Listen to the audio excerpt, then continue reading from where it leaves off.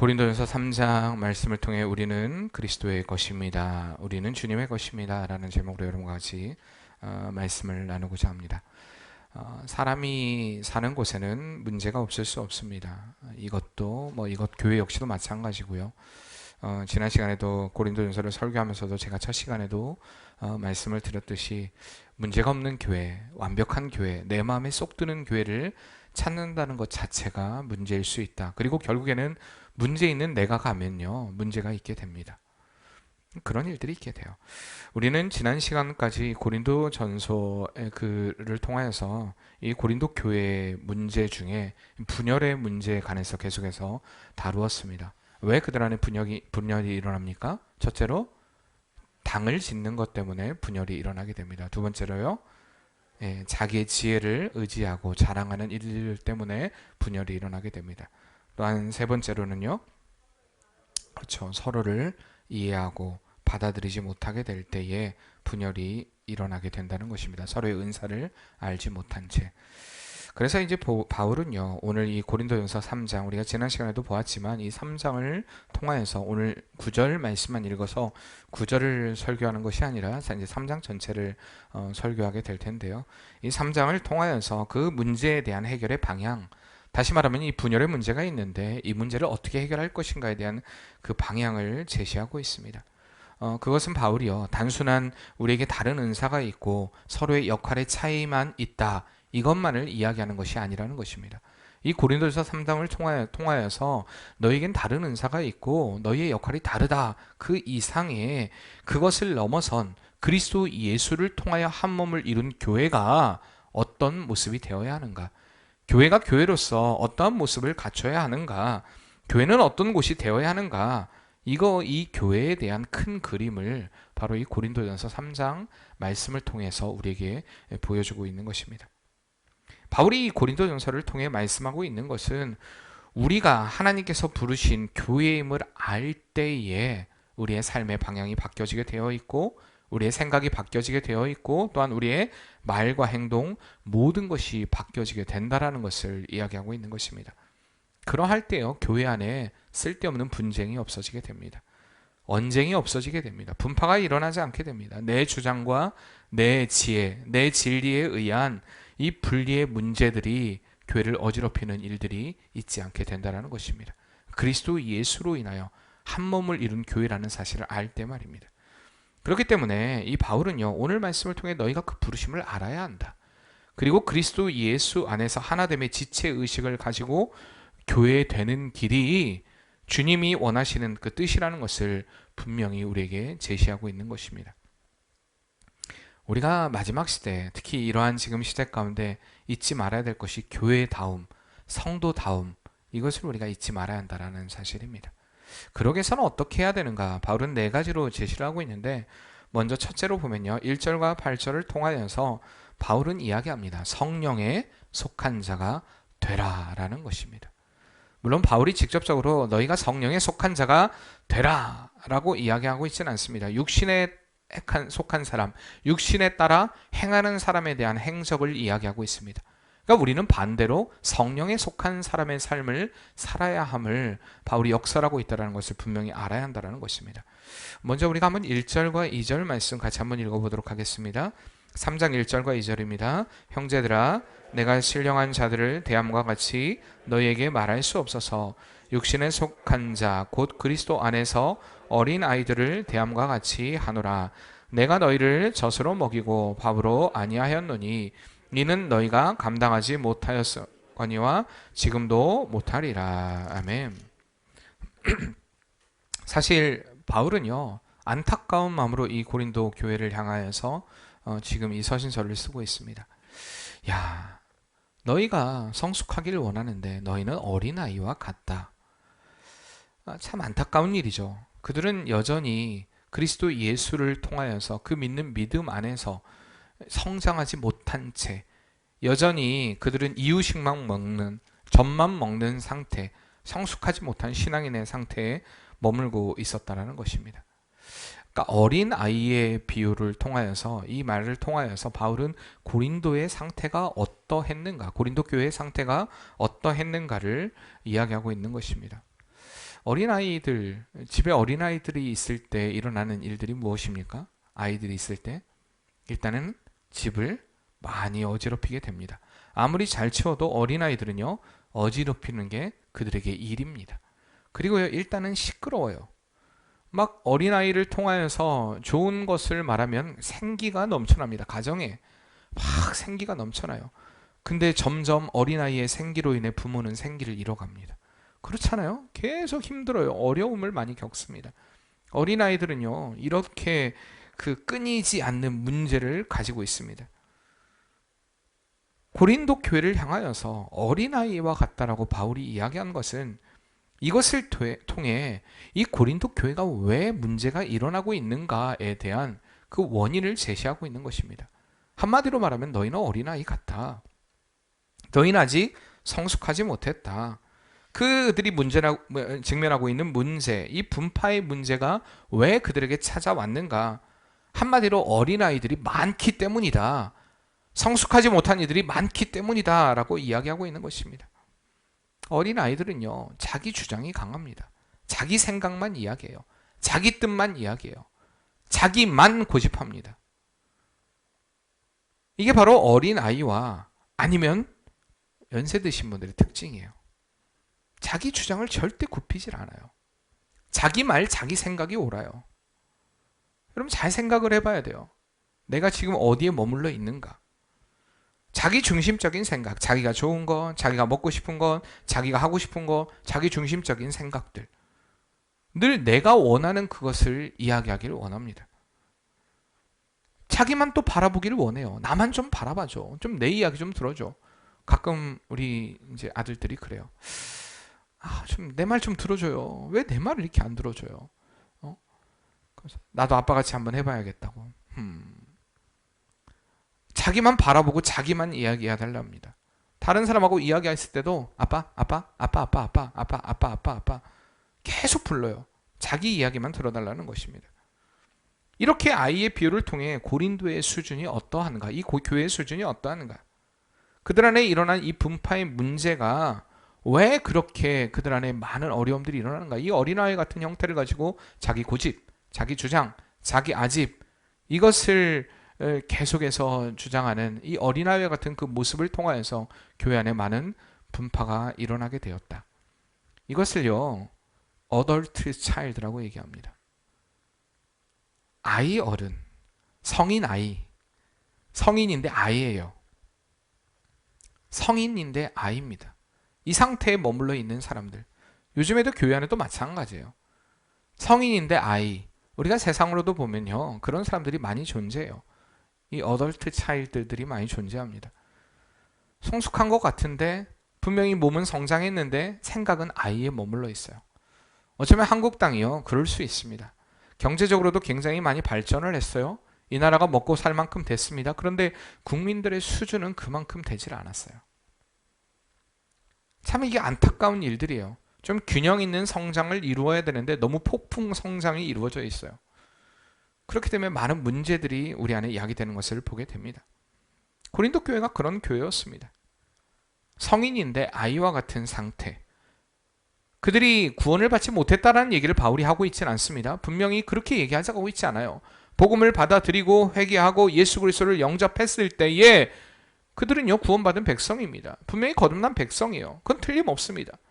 근데 거듭난 하나님의 자녀가 되었고 예수 안에서 새로운 생명을 얻은 자가 되었지만 아직도 예수 그리스도로 인하여 성숙하지 못하고 성장하지 못하고 성화되지 못한 상태에 머물러 있던 삶을 살고 있었던 것이 바로 고린도 교회의 모습이었다는 것입니다. 이 고린도 교회는요, 바울이 2차 전도 여행 때 세운 교회입니다. 그리고 이 편지를 썼던 때가 3차 전도 여행 때입니다. 그러니까요, 약 횟수로 말하면 5년이 지났어요. 이미 개척교회 형태를 벗어버리고 그들 안에 이제 그리스도 예수를 받아들인 만큼의 처음의 부흥과 성장을 이루었던 것만큼 그들은 성숙한 신앙을 가져야 했는데 여전히 그들은 젖을 먹는 상태에 머물러 있다라는 사실입니다. 하나님의 사람은요, 반드시 성숙해야 됩니다. 성장해야 됩니다. 왜냐하면 우리 안에 역사하시는 성령께서 우리를 자라게 하시기 때문입니다. 하나님의 말씀을 듣고 우리가 기도하고 말씀 가운데 온전히 거할 때 사람은 성장하게 되어 있습니다. 성숙하게 되어 있어요. 이렇듯 성령의 인도함을 받아야 할 고린도 교인들은 성령의 인도가 아닌 오늘 말씀에 제시하는데도 그들은 여전히 육신에 속한 사람을 따라 행하는 3절의 말씀에 그러한 삶을 살고 있었다는 것입니다. 여전히 육신의 상태에 머물러 있는, 여전히 육신의 소욕을 따라 행하는 성숙하지 못한 신앙인의 상태에 이르렀다는 것입니다. 처음에 고린도전서 1장을 통하여서 분명히 말씀드렸지만요, 고린도 교회는요 많은 은사를 가진 교회였습니다. 그들 안에 여러 가지 갖가지 은사들이 나타나는 그런 교회가 바로 고린도 교회였습니다. 그렇기 때문에 그들은 은사를 굉장히 중요하게 생각했습니다. 방언을 말하거나 예언을 말하는 것 같은 성령의 역사들에 큰 영적인 의미들을 그들은 부여했습니다. 그러나 그들 안에 나중에 이제 고린도전서 13장을 통해 보게 되지만 사랑이 없는 은사는요 아무 소용이 없습니다. 그들 안에 예수의 생명을 가지지 않은, 예수의 사랑을 가지지 않는 어떠한 그 은사도 교회를 온전하게, 교회를 교회답게 만드는 그러한 일들이 될 수 없다라는 것을 바울은 분명히 이야기합니다. 여전히 그들은요 어린아이의 일을 벗어나지 못한 미숙한 상태였고 육신에 속한 자라를 판단을 받게 된 것은 분열이 일어났기 때문입니다. 계속되는 분열, 팔을 나누고 계속되는 이 어려움들, 이게 바로 성령으로 행하지 않을 때 일어난 현상입니다. 다른 사람의 말을 듣지 않아요. 내 주장만을 이야기합니다. 나만 옳다라고 생각합니다. 내 생각을 바꾸지 않아요. 내 마음의 상태를 바꾸지 않습니다. 믿음의 근거를 말씀에 두지 않고요 내가 좋음에 둡니다. 내가 좋음, 내가 원함, 내가 뜻함. 여러분들 마찬가지예요. 우리 교회 안에서도 신앙생활하면서 여러분들이 가장 조심해야 될 것이 내가 좋음입니다. 우리는 사도행전을 새로 써가는 이러한 시대에, 사도행전 29장의 시대를 살고 있어요. 그러니까 성령의 역사, 성령의 행정을 써가야 되는 우리는 그런 시대에 살고 있습니다. 근데요 다 내가 복음을 갖고 있어요. 내가 복음. 이 한국 땅의 가장 큰 문제가 바로 이것입니다. 내가 복음. 언제부터 다 지식인이 됐어요. 아까 이야기했잖아요. 우리나라는 급적인 성장을 이루었고요. 그 성장을 통해서 아직 성숙하지 못한 부분들이 분명히 많이 있어요. 근데 흉내를 잘 내요. 포장을 잘해요. 그러나 하나님의 사람들은요 흉내내고 포장낼 수 있는 사람이 아닙니다. 왜? 그가 아무리 흉내내고 포장을 해도 그가 가는 곳엔 분열이 일어나기 때문입니다.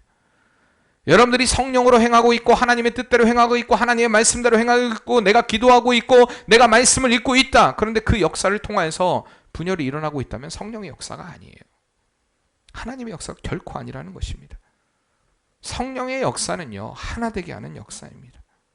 에베소서 4장 1절에 3절 말씀, 우리가 잘 아는 말씀이죠. 그러므로 주 안에서 갇힌 내가 너희를 권하노니 너희가 부르심에 합당하게 행하여 모든 겸손과 온유하고 오래 참음과 사랑 가운데 서로 용납하고 평안에 매는 줄로 성령이 하나 되게 하신 것을 힘써 지키라 말씀하십니다. 성령의 역사는요 분리의 역사가 아닌 하나 되게 하는 역사라는 것입니다. 요즘 이 한국 땅이 왜 어렵습니까? 이 성령의 역사가 없어요. 성령의 역사로 그들이 이야기하지 않습니다. 나가 뜨거워요. 내가 깨달은 내가 복음으로 자꾸 이야기합니다.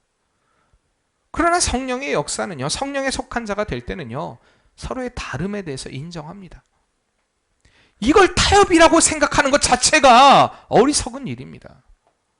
성령의 역사는요, 반드시 하나 되게 하는 역사예요. 비진리와 타협한다는 거 아닙니다. 이걸 좀 잘 알아야 되는데 교회 안에 그렇지 못한다는 것입니다. 미숙한 어린아이와 상태같이 내가 옳아, 내 생각이 옳아, 내 뜻이 옳아, 내가 맞아.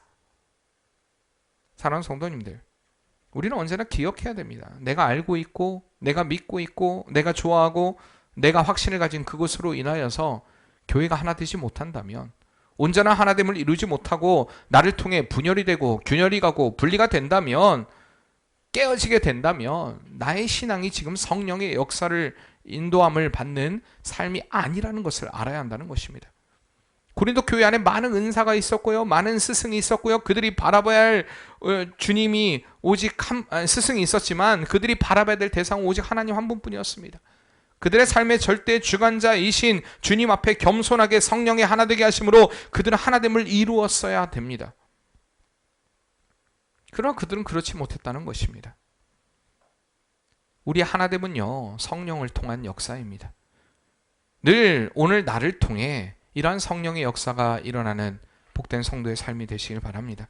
내 생각이 아니라 다른 사람과 생각의 차이, 또한 가치의 차이, 이것이 아니라 오직 예수 그리스도의 가치로 인하여서 하나 되는 은혜의 역사.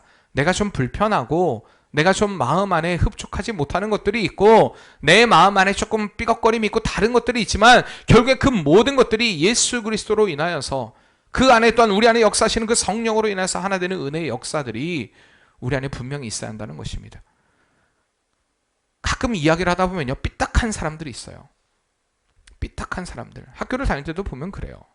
삐딱한 사람들. 저도 삐딱한 사람 중에 하나였습니다. 이 선생님이 이건 마음에 안 들고, 전 선생님이 저건 마음에 안 들고. 근데요, 하나님께서 내게 주신 모든 상황 가운데 감사하지 못하는 자의 삶이라는 것을 제가 깨닫게 됐어요. 야, 이건 마음에 안 들어. 이건 마음에 안 들어. 물론 우리가 그럴 땐 이야기를 해야겠죠. 그러나 그렇지 않을 때도 있어요. 우리가 수긍하고 받아들여야 될 때도 있다는 사실입니다. 그때 여러분 어떻게 하십니까? 내 모든 것을 다 포기합니까? 그럼 결국엔 내가 손해예요. 우리 잘 생각해 봐야 돼요. 내가 진정으로 하나님 앞에 신실하고 정직하게 성령의 인도하심을 받는 자의 삶을 살아가고 있는가? 그 안에 균열이 생기고 어려움이 생기고 분파가 생기고 또 그렇게 따지면요, 예수 그리스도의 사역 가운데 많은 분파들이 생겨나지 않냐? 아니에요. 그건 진리였기 때문에 그렇습니다. 진리를 따르는 길이 옳은 길이기 때문에 그 편을 예수님 계속해서 증거합니다. 그리고 실적으로 그 진리를 많은 이들이 따랐고요. 결국에 그 진리를 그러나 끝까지 붙잡지 못했습니다. 왜요? 그들 안에 역사하시는 성령이 없었기 때문에. 그럼 우리는 이미 성령을 받았습니다. 약속하신 성령을 받았고요. 우리 안에 분명히 역사하시는 성령께서 계속해서 우리에게 진리편에 설 것을 이야기합니다.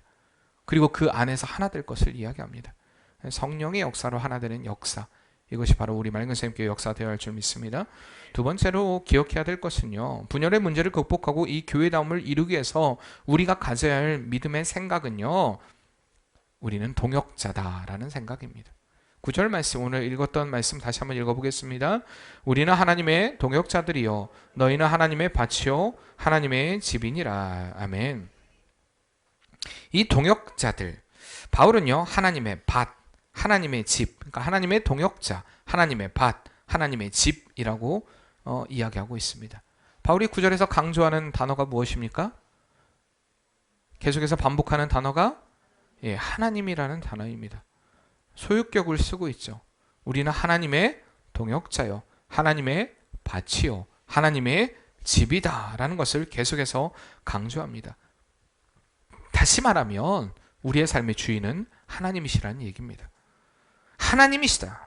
너희는 너희의 것이 아니다. 너희의 생각, 너희의 은사, 너희의 물질, 그 모든 것의 주인이 하나님이시다. 이것을 강조하고 있는 것입니다. 우리가 언제나 인식해야 될 것이 바로 이것입니다. 나는 하나님께 속한 자. 한번 따라해 봅시다. 나는 하나님께 속한 자이다. 우리가 이 사실을 잊지 말아야 됩니다. 우리의 말로 고백을 해야 됩니다. 계속되는 우리의 삶으로 고백해야 됩니다. 고린도 교인들은요, 스스로 생각하길 내가 하는 일이 하나님의 일이다 라고 생각했습니다. 그들에게 중심이 하나님이 아니라 그 일이 중심이 되었습니다. 그 은사가 중심이 되었습니다. 그들이 그 생각이 내가 이렇게 섬기는 것이 하나님의 일이다. 그들은 거기에 머물러 있었습니다. 그들의 일, 그들의 생각, 그들이 느끼는 것, 그들이 만족하는 것, 결국에 하나님이 없어요. 하나님을 이용하는 것이지 하나님이 없었습니다. 하나님의 뜻은 거기에 있지 않았습니다.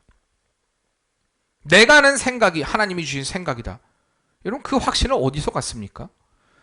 내가 믿는 진리가 하나님의 말씀이다. 그거에 대한 근거를 어디에 갔습니까, 여러분? 내가 지금 생각하는 그 생각이 하나님의 뜻이다. 여러분들 가끔 말씀을 듣다 보면 불편할 때가 있을 거예요. 그렇지 않습니까? 내가 그동안에 생각해왔던 생각을 깨워 부수는 그 작업을 할 때에 불편할 때가 있을 수 있어요. 근데 여러분 생각해 보세요. 과연 하나님의 뜻이 무엇일까요? 하나님의 일이 무엇일까요? 그들은 알지 못했다라는 것입니다. 왜? 이제 그것은 이제 세 번째 제가 얘기를 할 것입니다. 그들은 어쨌든 하나님의 마음으로 일하지 못했습니다. 하나님의 밭, 하나님의 짐으로 부름을 받은 그 고귀한 위엄성을 가지고 있으며 하나님으로부터 부름받은 사역자들은 하나의 목적을 가진 하나님의 영광을 위한 삶을 살아야 한다는 것을 그들은 잊어버렸다는 것입니다. 하나님의 이름을 부르고요, 하나님을 위해 산다고 했지만 진짜 하나님의 뜻을 망각한 채 특정한 지도자들을 중심으로 분파를 형성하며 하나님의 영광을 가리우는 삶을 살았던 것이 바로 고린도 교회였다는 것입니다. 그러면서 바울은요, 6절 말씀에 두 명의 사역자를 대조하면서 이야기합니다. 자, 한번 6절 말씀 읽어보겠습니다. 나는 심었고 아볼로는 물을 주었으되 오직 하나님은 자라게 하셨네. 여기서 세 명이 등장하죠. 세 분이 등장합니다. 하나는 누굽니까? 바울입니다. 하나는 누굽니까? 하나는 누굽니까? 하나님이십니다. 자, 여기서 우리 잘 봐야 돼요. 두 명의 사역자에 대한 이해를, 나는 심었고 바울은 심었고 아볼로는 물을 주었다. 그러나 여기서 가장 중요한 것은 무엇입니까? 누구입니까? 하나님이십니다. 하나님이 자라게 하셨다. 여러분, 우리가 아무리 어떤 열심을 가지고 있고요, 아무리 아는 어떤 내가 뭐 탁월한 어떤 사역들을 하고 있고, 그러나 그 모든 일들에 대해서 하나님의 역사하심이 없으면요, 그 모든 것이 숲으로 돌아갑니다. 여기서 가장 중요한 것은 바로 하나님이에요. 바울은요, 교회를 세우는 일을 했던 사람입니다. 그렇죠? 아볼로는요, 사도행전에 나타나듯이 그는요, 성경에 능한 자라고 얘기했습니다. 선생이었습니다. 굉장히 성경을 잘 가르쳤던 사람이었어요. 이 둘의 사역을 통해 그들을 성장시키는 분이 바로 하나님이셨습니다.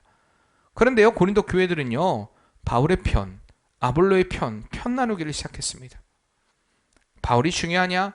아볼로가 중요하냐? 누가 더 위대하냐? 누가 더 탁월한 사역을 하고 있느냐? 이것에 집중했다는 것입니다. 그러나 그것을 통해 드러내야 될 것은 오직 하나님이셨습니다. 사실 바울과 아볼로가 싸웠습니까? 서로 대적을 했습니까? 그렇지 않았습니다. 그들은 동역을 했어요. 하나님 안에서 온전한 동역을 했습니다. 그러나 교인들은요, 스스로 섬길 자를 선택했습니다. 하나님이 아니라 그들이 스스로 섬길 스승을 선택했다는 것입니다. 고린도 교회가 그랬던, 고린도 사람들이 그랬던 것처럼, 그 당시 문화가 그랬던 것처럼 그들은요, 자기에게 좋은 스승을 선택하게 됩니다.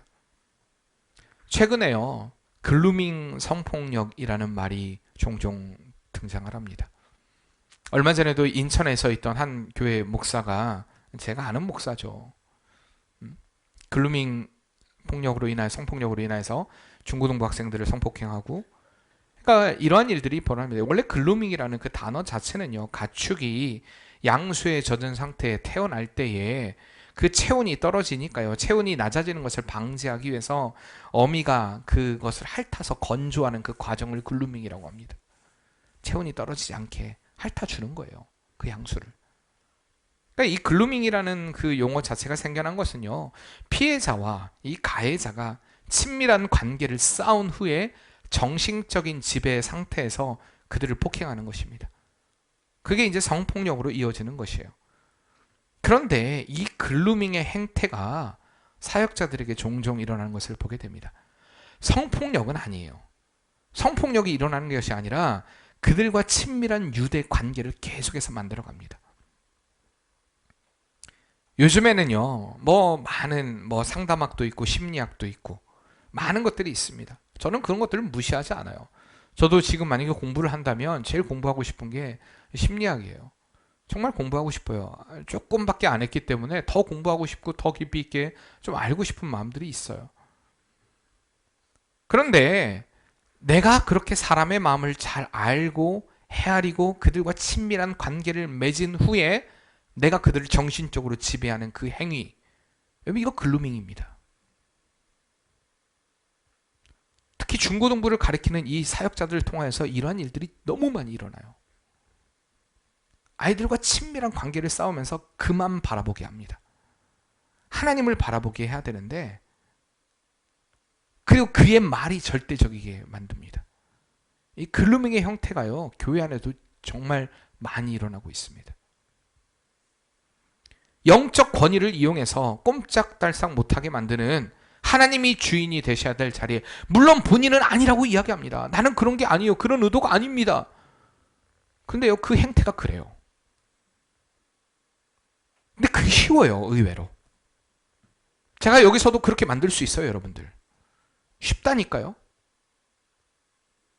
저는요, 그래서 설교만 길어지는 거 싫어합니다. 어떤 목회자를 중심으로 하나만 무언가를 하는 거, 저는 그거 원하지 않아요.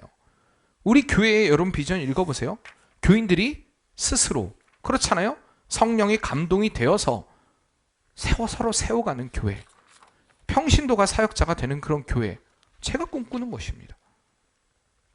여러분 잘 생각해야 돼요. 왜냐하면 그렇게 되면 교육자 하나가 무너지면요, 다 무너져요. 하나님을 바라보게 해야 될 자리에 하나님을 바라보지 못하게 만드니까.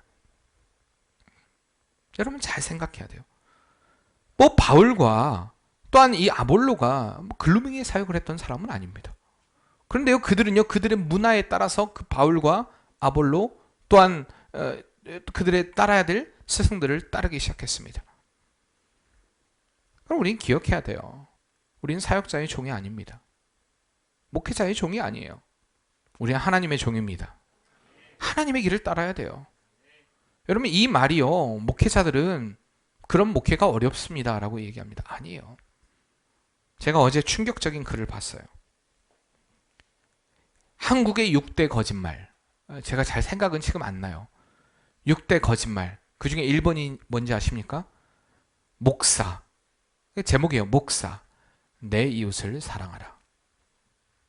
한국교회 6대 거짓말 중에 1번이요. 목사. 내 이웃을 사랑하라. 뭐 2번, 3번 나와 있어요. 법관, 법대로 집행하겠습니다. 뭐 이런 것들 있잖아요. 6대 거짓말 제가 한번 올려드릴게요. 여러분 생각해 보세요. 참 안타까운 시대가 되었어요. 목회자는 사랑을 해야 될 사람이에요. 착취하고 이용하는 형태. 지금 서울에 있는 교회, 지금 문제를 일으키는 교회의 가장 큰 행위가요, 그게 바로 글루밍의 형태예요. 교인이 나를 위해, 여자 성도들이 목사 앞에서 빤스를 벗지 못하면 진짜 교인이 아니다 라고 이야기하는 그런 목사 아닌 목사. 여러분 잘 생각해 봐야 돼요. 그렇게 말하면요, 그렇게 하면요, 교회가 더 편할 수 있어요. 솔직히 이 한국 땅에, 특히 이 청주 땅에 교회들이 정상적으로 큰 교회, 물론 큰 교회들을 다 폄하하는 거 아니에요. 여러분 잘 생각해 보세요. 여러분 청주 땅에서 큰 교회를 선택한다는 건 내가 편한 길을 선택한다는 것이고요. 그 길을 걸어가는 그 처음의 교회의 시작이 다 온전하지 못했어요. 제가 일일이 다 열거할 수 없지만 목사가 아니었던 사람도 있었고요. 훗날 목사가 된 사람도 있고요. 바카스병에다가 참기름 발라가면서 복 빌어준다고 빌어준 데도 있고요. 정상적으로 큰 교회가 별로 없어요. 완전히 없다는 얘기 아니에요. 좋은 교회도 있어요. 여러분 잘 생각해 봐야 돼요. 그러면요, 한국 교회는 잘 컸어요. 그렇게 행하면요, 교회가 잘 컸어요. 글루밍이라는 용어가 현재 세워진 용어지만, 현대에 사용되는 용어지만, 사실 예전에부터 이 글루밍의 형태들은 많이 일어났다는 거예요. 특히 한국 땅에. 그러니까 이게 나쁜지를 몰라요. 여러분 기억해야 돼요. 목회자를 따르고 좋아하는 거 당연한 거예요. 목회자 좋아해야 됩니다. 여러분 저 좋아해 주셔야 돼요. 저를 싫어하면 여러분 손해예요. 그런데 저 역시도 여러분들을 사랑해야 돼요. 당연한 거예요. 목회자와 거리를 둔다? 저는요 그거 별로 좋아하지 않아요. 근데 어떨 때는 보면 요즘 같은 데는 정말 너무 교인들하고 가깝나? 솔직히 이런 생각 들 때도 있어요. 근데 그건 하나님의 마음은 아니라고 생각해요. 저는 그거 좋은 마음 아니라고 생각해요. 교인과 목회자는요 가까워야 돼요. 그런데 하나님이 설 자리에 서는 건 아니라는 것입니다. 우리가 하나님을 섬기고 그 하나님 안에서 서로의 동역자의 관계가 이루어져야 된다는 사실입니다. 그렇기 때문에 우리가 특정 목회자를 따름으로 인하여서, 리더를 따름으로 인하여서 다른 목회자를 무시하고, 다른 목회자의 설교를 무시하고, 다른 목회자의 어떤 것들을 무시하고 분파를 만들어내는 것들은 교회다움을 이룰 수 없는 것이라는 것입니다. 서로의 다름이 아니라 하나님의 나라를 확장하고 하나님의 사역을 이루는 복된 사역의 길을 걷는 것이 하나님의 일꾼으로서의 사명을 잊지 말아야 됩니다. 우리의 다름을 통해 서로를 세워주는, 그래서 하나됨을 이루는 그런 믿음의 공동체가 우리 맑은샘 교회가 되어야 할 줄 믿습니다. 세 번째로는요, 이 분열의 문제를 극복하고 온전한 교회다움을 이루기 위해서는요, 따라해봅시다. 그리스도 안에 세워져야 한다. 삶에 있어서 가장 중요한 기초, 여러분 기초를 세우는 일은요 가장 중요한 일입니다. 그렇잖아요. 기초, 그 기초가 잘 세워지지 않으면 무너져요. 그 기초를 잘 세워야 돼요. 교회다움을 이루기 위해서 우리 교회의 가장 큰 기초는요 예수 그리스도입니다. 그러니까 모든 신앙은요 예수 그리스도 안에 세워져야 돼요. 어떤 특정인을 바라보며 세워지는 것이 아니라, 고린도 교회가 그랬던 것처럼 나는 아볼로에게, 나는 게바에게, 나는 바울에게가 아니라 예수 그리스도로 인하여서. 근데 그 중에서도 있었죠 그리스도파. 잘못된 복음이었어요. 그걸 지금 다 얘기할 수는 없고요. 첫 시간에 이야기했으니까 그리스도 안에서 우리는 세워져야 한다는 것입니다. 바울은요 이 교회를 하나의 건물에 비유를 하고 있습니다. 건물을 세우는데 가장 중요한 것, 그것은 바로 기초를 세우는 것이다. 이 바울은요 교회가 세워지는 기초는 오직 예수 그리스도다. 여러분 예수 그리스도가 없는 요즘 어디죠?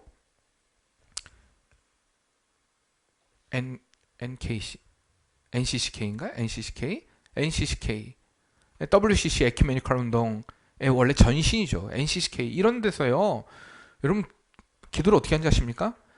하나님, 부처님, 석가모니 마호메트 감사합니다. 석가모니의 이름으로 기도합니다. 아멘. 이래요. 교회라니까요. 교회들 중에서 그런 NCCK에 가입한 자들은요 이런 고백들을 합니다. 우리의 기초는요 예수 그리스도입니다. 아멘이십니까? 아멘이세요? 분명히 아멘 하셔야 돼요. 여러분들 예수 그리스도가 기초가 아닌 그것을 아멘할 수 없으면요 떠나야 돼요. 예수 그리스도가 우리의 삶의 기초입니다. 여러분 잊지 말아야 돼요. 내 마음이 아니에요. 내 중심이 아니에요. 내가 뜻하는 게 아니에요. 내 감정이. 제가 오죽하면 교회 안에서 삐지지 맙시다 그러겠습니까? 교회의 기초는요 예수 그리스도예요. 예수 그리스도. 목회자의 말도 아니고요 예수 그리스도. 내가 예수 그리스도로 세워지면요 어떤 말에도 흔들리지 않아요. 어떤 상황에도 흔들리지 않습니다. 예수 그리스도를 뺀 기독교는 존재할 수 없다는 것입니다. 분명히 예수 그리스도는 교회의 터요, 우리 인생의 터전이라고 이야기합니다. 그리고 그 안에 건물을 지어가죠. 12절 말씀 이하에 보면 바울이 이제 지어가는 건물, 우리가 예수 그리스도를 그 터로 두고 기초로 두고 건물을 세워야 된다. 12절 말씀 같이 한번 볼까요? 만일 누구든지 금이나 은이나 보석이나 나무나 풀이나 집으로 이 터를 위에 세우면 이라고 얘기합니다. 그리고 13절 한번 같이 읽어보겠습니다. 각 사람의 공적이 나타날 터인데 그날이 공적을 밝히리니 그분이 각 사람의 공적이 어떠한 것을 시험할 것임이라. 아멘. 자, 그리스도 예수로 인하여서 우리가 세워져 가야 한다는 것입니다. 세워져 가야 돼요. 그런데 보니까 여러분들이 좋아하는 게 나오죠. 그렇죠? 금이나 은이나 보석, 여기까지 참 좋죠. 그리고 그 뒤에 등장하는 게 나무나 풀이나 집이라고 이야기를 합니다. 여러분 이게 무슨 이야기일까요? 우리가 그리스도 예수를 기초로 하고 그 위에 세워져야 합니다. 세워져야 되는데 어떻게 세워져야 되냐? 여러 가지 재료가 나와요. 근데 이 재료들의 특징이 있어요. 이 재료가 무엇이 나타날 때 보존되느냐, 보존되지 못하느냐 특징이 있죠? 그게 무엇입니까? 바로 불입니다. 불 앞에서 견디느냐, 견디지 못하느냐. 여러분들이 좋아하는 금, 은, 보석을 생각하지 마시고요.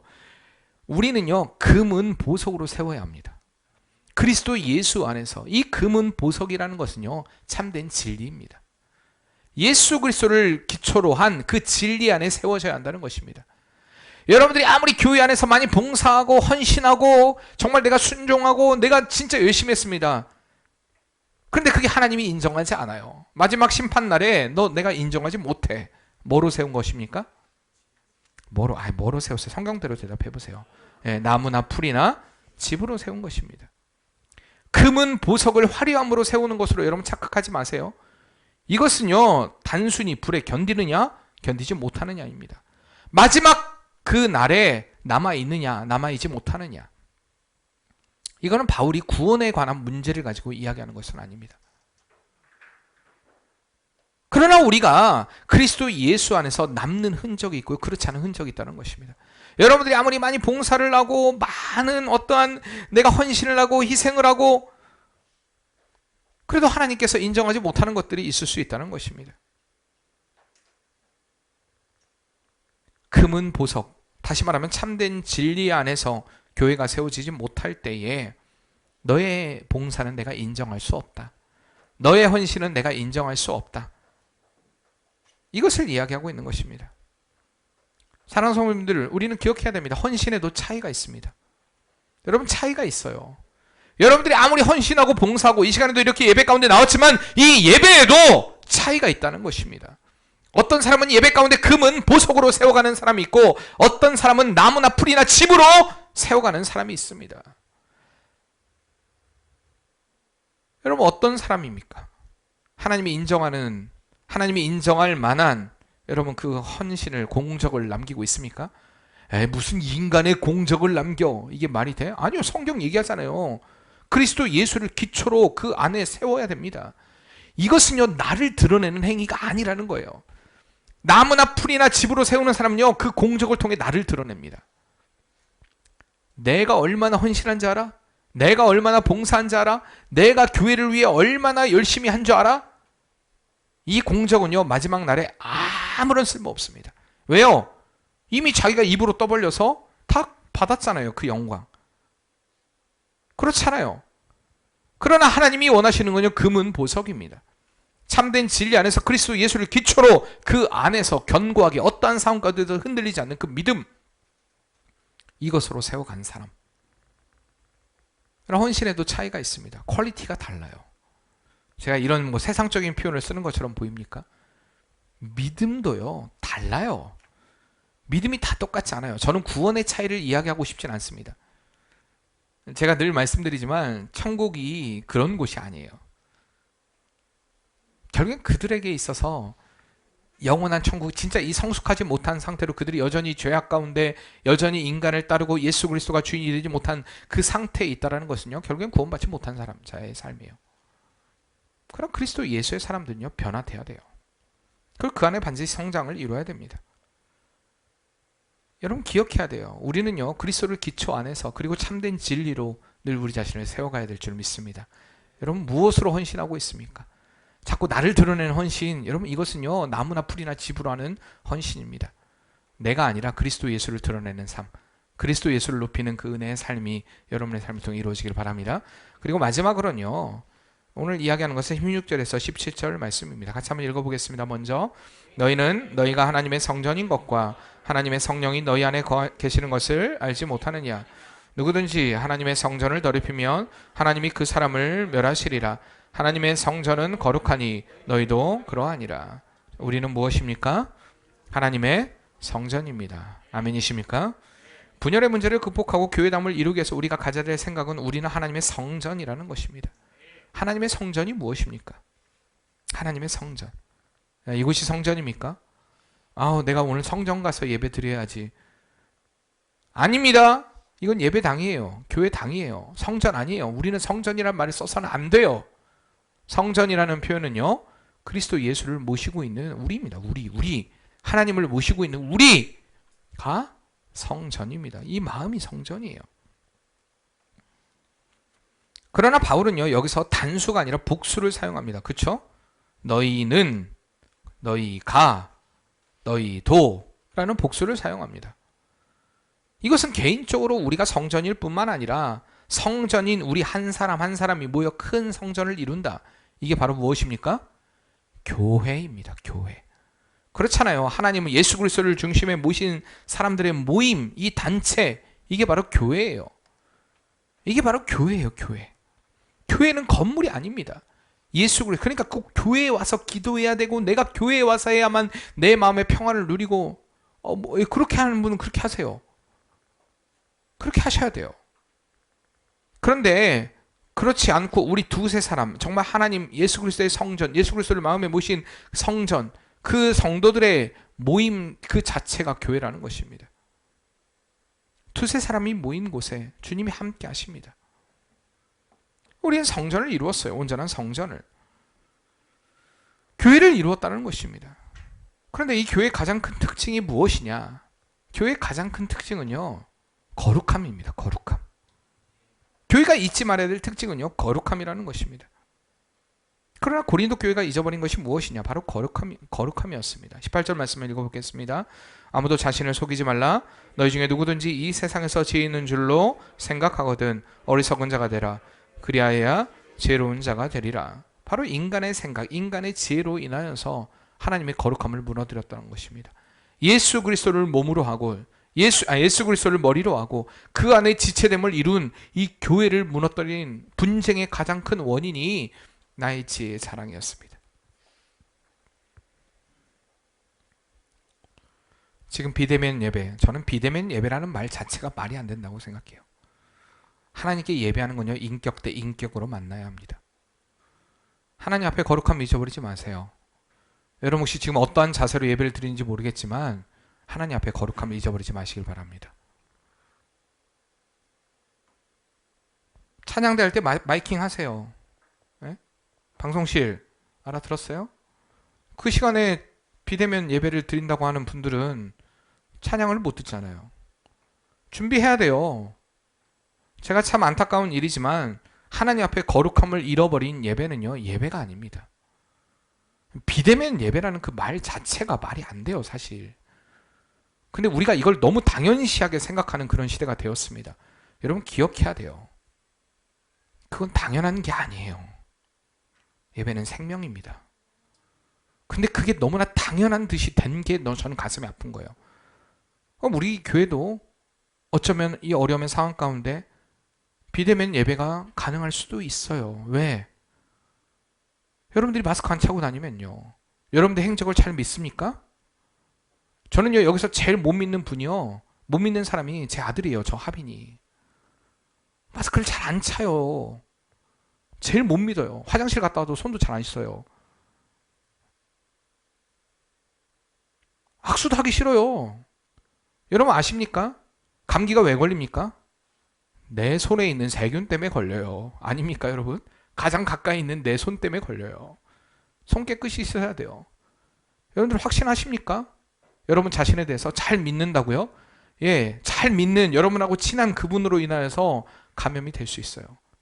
근데 그렇게 되면요, 우리 교회는요, 예배할 수가 없어요. 그러니까 우리 조심해야 된다니까요.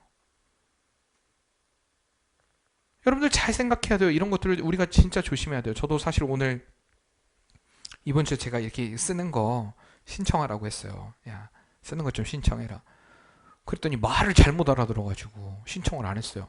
식당에서 쓰는 거 요거 한번 차보고 제가 괜찮으면 이걸 쓴다라고 오해를 했더라고요. 아니에요.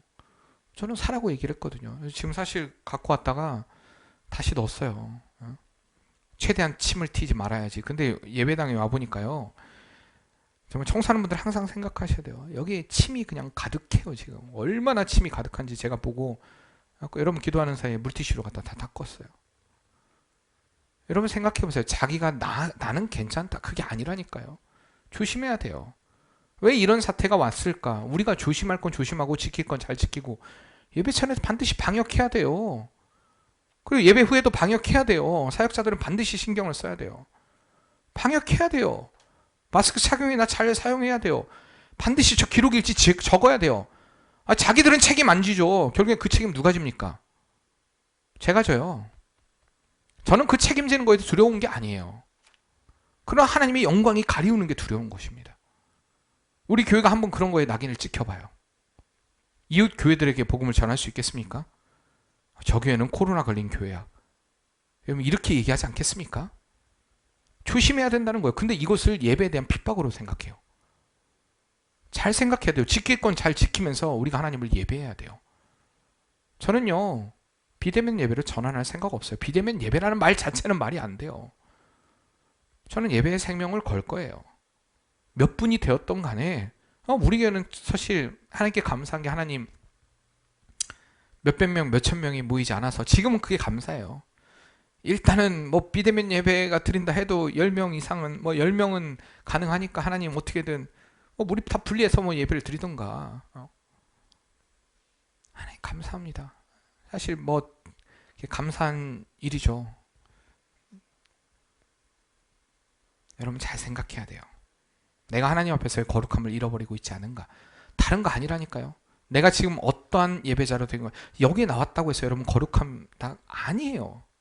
그렇지 않습니다, 여러분들. 다르다니까요. 앞서 이야기했잖아요. 하나님께 금, 은, 보석이냐 아니면 나무, 집, 때로는 풀이냐. 다르다니까요. 우리 생각해야 돼요. 하나님께 무엇을 남기고 있는가. 여러분 거룩함을 잃어버리는 어리석은 성도의 삶 되지 마시기 바랍니다. 주님 안에서 우리가 성전으로서 거룩함을 지키는 그런 복된 성도의 삶이 되시길 바랍니다. 그리고 또 한 가지가 무엇이었냐. 21절 말씀에 보면 같이 읽겠습니다. 그런즉 누구든지 사람을 자랑하지 말라. 만물이 다 그의 너희 것임이라. 아멘. 자, 사람을 자랑하지 말아야 되는데 그들에게 교회담을 잃어버린, 또한 하나님의 성전인 것을 잃어버린 가장 큰 원인은요, 자기 자랑이었습니다. 고린도 교회 안에 흥황했던 것이 바로 자기 자랑이었다는 것입니다. 고린도 자체가 그랬어요. 그들의 문화 자체가요, 늘 언쟁하고 논쟁하고 이런 말로써 어떤 대립하는 것들이 그들 안에 자주 있었어요. 제가 요즘 말로 배틀이라고 했죠. 그런 배틀들이 자주 일어났어요. 그렇기 때문에 교회 안에서도 그러한 배틀들 형성이 된 것입니다. 여러분, 세상의 문화가 교회의 문화를 지배해서는 안 돼요. 지금 여러분들이 생각을 해야 돼요. 교회 안에서 우리가요, 지금 이 시대가요, 이 정부가요, 또한 이 기자들이요, 이 교회를 자꾸, 근데 그걸 이제 핍박이라고 생각을 우리가 하죠, 분명히. 근데 뭐 그것을 가지고 제가 막 굳이 얘기는 하진 않지만, 여러분 우리가 다 알고 있잖아요. 이런 상황 가운데 우리가 생각해야 돼요. 우리의 생각이 그들의 생각에 동조해서는 안 된다는 거예요. 교회가 세균의 온상인 것처럼 생각하게 만드는 그런 현상에 여러분 동조해서는 안 돼요. 무슨 얘기인지 아시죠? 우리가 지킬 건 잘 지켜야 돼요. 그러나 교회가 세균의 온상입니까? 지금 여러분 잘 보세요. 교회가 세균의 온상인 것처럼 교회로 인하여서, 근데 솔직히 부끄러운 건 부끄러운 거예요. 어쨌든 교회발 지금 이 코로나 발진이 거의 1900명? 많이 일어났어요. 우리는 잘못된 교회라고 이야기를 하지만 결국엔 그들의 입장에서 볼 때는 다 교회라니까요. 똑같은 교회. 천주교를 통해서 5월달 이후에는 한 명도 일어나지 않았어요. 불교를 통해 아까 98명 정도 일어났어요. 이슬람권에서 5명이 일어났어요. 우리가 조심해야 돼요. 왜 속입니까? 어제도 제주도에 확진된 목사 부부 둘이 또 속입니다. 이런 얘기를 제가 하면서도 조심스러워요. 그러나 여러분 충분히 속일 수 있다라고 생각해요. 왜 자기가 목욕탕 갔으면 갔다고 얘기를 안 합니까? 그럼으로 인하여서 결국엔 역학조사 들어갔고 결국엔 그게 밝혀지게 되고, 이게 무슨 부끄러움입니까? 저는 겁나요, 여러분. 우리 교회 안에 어떤 일들이 일어났을 때 제가 거짓말해야 됩니까? 우리 교회는 소그룹 하지 않았습니다. 우리 교회는 예배만 드렸습니다. 얘기할 수 있을까요? 마스크도 안 찼는데 마스크 다 찼어요. 그렇게 얘기할 수 있을까요? 여러분 잘 생각해 봐야 돼요. 문제가 일어났을 때 하나님의 영광을 가리는 일이 무엇인가 생각해 봐야 된다니까요. 우리가 조심해야 될 건 조심해야 돼요. 제가 좀 이야기가 좀 다른 곳으로 벗어났지만 어쨌든 자기 자랑, 자기 것 드러내는 것들, 이러한 것들이 교회 안에 가득했기 때문에 결국에 하나님의 영광이 가려집니다. 하나님께 돌려야 될 영광을 자기의 것으로 삼는 것은 어리석은 일이라는 것입니다. 우리 안에 늘 거하시는 성령을 통해 하나님을 드러내고 하나님을 높이고 하나님을 자랑하는 사명이 바로 우리 교회의 사명이라는 것입니다. 여러분 잊지 말아야 돼요. 그렇기 때문에 우리를 통하여서 늘 하나님의 어떻게 영광이 드러날 수 있을까? 여러분 앞서 이야기했듯이 우리가요 지금 위축되는 상황이 돼서는 안 돼요. 어떻게 하면 하나님의 성전으로서의 우리를 잘 지켜갈 수 있을까를 생각해야 돼요. 그러니까 여러분들이 지킬 걸 잘 지키면서 하나님을 온전히 예배하면요 떳떳하잖아요. 그렇잖아요. 근데 그렇지 않고 나는 하나님을 예배하는데 왜 방해를 안 지켰잖아요. 지킬 걸 지켜야 된다니까요. 악법도 법이에요. 세상의 주관자들에게, 그들에게 우리가 막 너무나 안타깝고 하지만 저도요 어느 순간에 정말 극단적인 상황이 되면 제 몸을 불사르면서 저도 헌신할 수 있어요. 그러나 우리가 해야 될 일을 하지 않으면서 이건 좀 잘못된 거라는 얘기입니다. 하나님의 복음, 하나님의 나라가 확장되기 위해서 우리가 거룩한 주의 성전으로서의 우리의 삶을 지키기 위해서 해야 될 일이 무엇인가? 여러분, 우리 교회다움을 이루기 위해서 우리는 부단히 노력해야 돼요. 왜 여기 바울이 많은 것 중에 금은 보석이라는 표현을 썼을까? 물론 그것이 불에 타지 않는 그것을 이야기하기 위해서 금은 보석을 사용했겠지만, 저는요, 주님 앞에 얼마나 우리가 아름다운 것을 드리는 삶이 되어야 하는가? 하나님의 성전은요, 준비된 자가 되어야 됩니다. 늘 가장 고귀하고 아름다운 것으로 하나님께 드릴 수 있도록 자기 자신을 늘 쳐서 부수지 않으면, 금같이 정결한 완전히 순금을 만들기 위해서 그가 불로 연단되어지는 이 과정이 없이 내가 너무 쉽게 이야기하고 내가 너무 쉽게 받아들이고, 성경은요 이렇게 쉬운 게 성경은요 하나님의 우리에게 사랑이에요, 사랑. 근데 우리가 너무 쉽게 이 사랑을 가볍게 받아들일 만한 사랑이 아니라는 겁니다.